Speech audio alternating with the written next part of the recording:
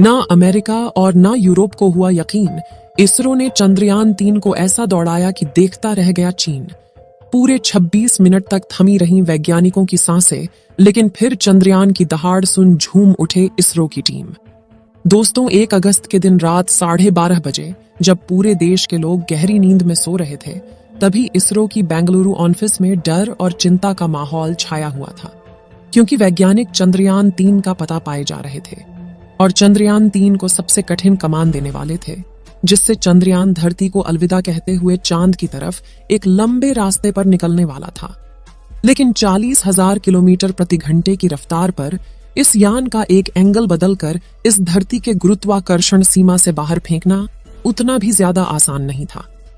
लेकिन command centre से मिले कमांड्स को फॉलो करते हुए चंद्रयान 3 ने अपने मिशन के इस पड़ाव में सफलता प्राप्त कर ली। अब इसरो ने यह खेल कब और कैसे खेला, यह तो हम आपको बताएंगे। साथ ही आपको मिशन से जुड़े उस संकट के बारे में भी बताएंगे, जिसका सामना करने के लिए वैज्ञानिक दिन रात जागकर प्लानिंग कर रहे हैं। तो इस इंपॉर्टेंट वीडियो को अंत तक जरूर देखिएगा। दोस्तों, 31 जुलाई शाम 8 बजे से लेकर इसरो के टेलीमेट्री ट्रैकिंग और कमांड नेटवर्क के वैज्ञानिक चंद्रयान 3 पर अपनी नजर गड़ाए बैठे थे, क्योंकि उसी रात 12 से 1 बजे के बीच मिशन की वह घड़ी आने वाली थी जिसका हम सभी बेसब्री से इंतजार कर रहे थे। जी हां, 1 अगस्त की रात को धरती का चक्कर पूरा करते हुए चंद्रयान 3 जब अपनी कक्षा से ऊपर पॉइंट पर पहुंचा, तब इसरो के वैज्ञानिकों ने पूरे 26 मिनट तक इसके इंटीग्रेटेड के इंजन को चालू किया, जिससे चंद्रयान 3 ने धरती की कक्षा को छोड़कर चांद की तरफ जाने वाली लूनर ट्रांसफर हाईवे को पकड़ लिया।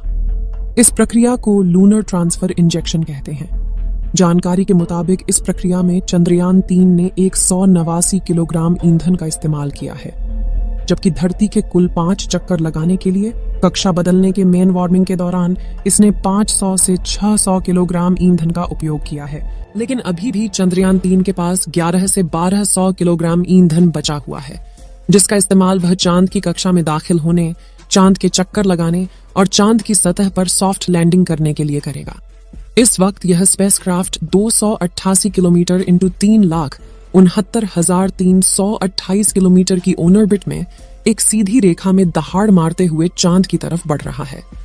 मिशन के अगले पड़ाव को लेकर इसरो ने बताया कि अब इस मिशन का अगला पड़ाव चांद की धरती है, यानी कि अब चंद्रयान 3 चांद तक अपने आप चलता रहेगा और इसे चांद की कक्षा में दाखिल करवाने के लिए 5 अगस्त के दिन इसरो के वैज्ञानिक स्पेसक्राफ्ट की कमान अपने हाथ में लेंगे।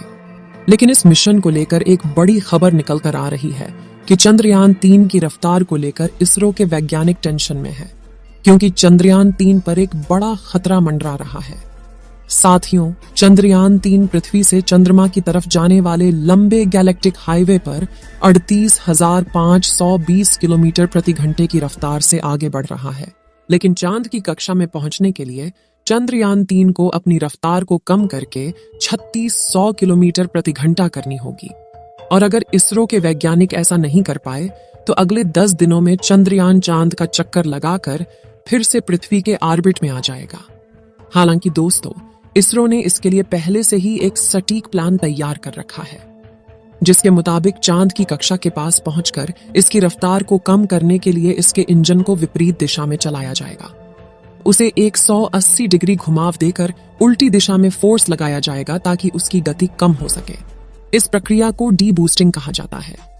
इस प्रक्रिया से चंद्रयान 3 की रफ्तार को 10.3 किलोमीटर प्रति सेकंड से घटाकर 2.38 किलोमीटर प्रति सेकंड के बीच लाया जाएगा। जानकारी के लिए बता दें कि पृथ्वी की ऑर्बिट में चंद्रयान की रफ्तार 1 किलोमीटर प्रति सेकंड से 10.3 किलोमीटर प्रति सेकंड के बीच रही थी, यानी कि जब चंद्रयान 3 अपनी कक्षा में पृथ्वी के सबसे नजदीक यानी पैरजी पॉइंट पर आता है, तब उसकी गति 30,080 किलोमीटर प्रति घंटा रहती थी। जब यह धरती से दूर यानी अपोजी पॉइंट पर जाता था तो उसकी स्पीड 3600 किलोमीटर प्रति घंटा हो जाती थी। इस वक्त चंद्रयान की तरफ जाने वाले गैलेक्टिक हाईवे पर करीब 40,000 किलोमीटर प्रति घंटा की रफ्तार से सफर कर रहा था। चांद के पास इसकी गति कम करने के बाद सही मौका देखते हुए चंद्रयान 3 को चांद के गुरुत्वाकर्षण सीमा में धकेल दिया जाएगा, जहां वह चांद की कक्षा में कुल 5 चक्कर लगाते हुए चांद की सतह से अपने डिस्टेंस को कम करता चला जाएगा। और आखिरी दिन तो 100 किलोमीटर की कक्षा में खुद को स्थापित कर देगा। आपको बता दें कि 17 अगस्त के दिन इसी कक्षा में चंद्रयान 3 का प्रोपल्शन मॉड्यूल और विक्रम लैंडर एक दूसरे से अलग होंगे, जिसके बाद विक्रम लैंडर में लगे पावरफुल इंजन को फायर करके 20 अगस्त के दिन ऑर्बिट को चेंज किया जाएगा, यानी कक्षा बदलाव की प्रक्रिया की जाएगी, जिसके जरिए वे लैंडर को चंद्रमा के अंदर 100 किलोमीटर की कक्षा में धकेला जाएगा, जिसमें घूमते हुए अपनी रफ्तार को कम करेगा और अपनी लैंडिंग साइट को खोजकर वहां उतरने की प्रक्रिया में आगे बढ़ेगा। अब अगर आप सोच रहे हैं कि चंद्रयान 3 को डायरेक्ट 100 किलोमीटर वाली कक्षा से ही नीचे क्यों नहीं उतारा जा रहा है, तो उसका नाता इसरो के पिछले मून मिशन चंद्रयान 2 से जुड़ा हुआ है, जो कि लैंडिंग के दौरान फेल हो गया था। तो दोस्तों, जैसा कि आप जानते हैं कि पृथ्वी और मंगल ग्रह पर वातावरण की मौजूदगी की वजह से लैंडिंग के दौरान फ्रिक्शन पैदा होता है, जो किसी भी लैंडर की रफ्तार को कम कर देता है। लेकिन चांद पर इतना पतला वातावरण है कि रफ्तार कम करने का पूरा लोड लैंडर में लगे थ्रस्टर्स पर आ जाता है, और यही थ्रस्टर्स लैंडिंग के दौरान दिक्कतें पैदा करते हैं, क्योंकि जैसे ही यह चालू होकर स्पीड को कम करने के लिए विपरीत दिशा में धक्का लगाते हैं, तो इनसे चांद की सतह की ढीली मिट्टी उड़कर लैंडर के थ्रू रियल सेंसर्स में जाने का खतरा बढ़ जाता है, जो मिशन पर पानी फेर सकता है। चंद्रयान 2 मिशन की लैंडिंग के दौरान यह दिक्कत आई थी। साथ ही मिशन की लैंडिंग साइट ने भी आग में घी डालने का काम किया था। जैसा कि आप जानते हैं कि चंद्रयान 2 को चांद के साउथ पोल में लैंड कराया जाना था, जहां काफी बड़े पहाड़ और गड्ढे मौजूद थे। ऐसे में एक सही लैंडिंग साइट चुनकर पास लैंड कर पाना काफी मुश्किल होता है। वहीं जैसा कि आप जानते हैं कि चांद को अपना एक रोटेशन पूरा करने में 28 दिन लगते हैं, जिससे 2 हफ्तों तक सूरज की तरफ वाले हिस्से का तापमान 120 डिग्री सेल्सियस और दूसरी तरफ अंधेरे वाले साइड का तापमान -230 डिग्री सेल्सियस तक पहुंच जाता है, और साउथ पोल इन दोनों के बीच जंक्शन पॉइंट है। अब अगर कोई भी लैंडर दक्षिणी ध्रुव पर अचानक से लैंड होता है, तो तापमान में होने वाले बदलाव की वजह से थर्मल शॉक पैदा होता है, जिससे लैंडर के टुकड़े टुकड़े हो सकते हैं। वहीं धरती से काफी दूर होने की वजह से पिछली बार इसरो के साथ चंद्रयान 2 का कम्युनिकेशन भी टूट गया था।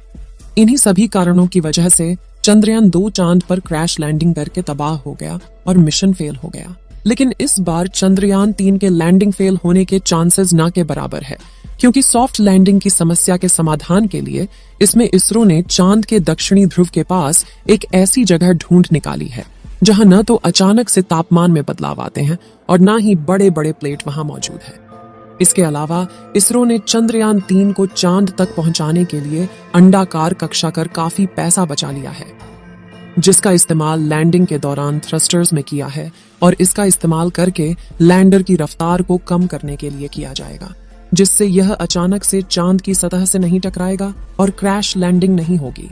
इसके अलावा 20 अगस्त के दिन जब चंद्रयान 3 का विक्रम लैंडर चांद की 100 किलोमीटर से 30 किलोमीटर की कक्षा में प्रवेश करेगा, तो इस पर लगे सेंसर चांद की सतह और अपनी लैंडिंग साइट का दौरा करेंगे। साथ ही कक्षा में ही चंद्रयान 3 अपने डी बूस्टर्स और थ्रस्टर्स को चालू करके अपनी रफ्तार कम करेगा और अपनी कई हजार किलोमीटर की रफ्तार को कम करके सिर्फ 3 से 7 किलोमीटर प्रति घंटा की रफ्तार से चांद की सतह पर लैंड करेगा, जिससे चांद की मिट्टी भी नहीं उड़ेगी और इसके सेंसर्स भी सही सलामत रहेंगे।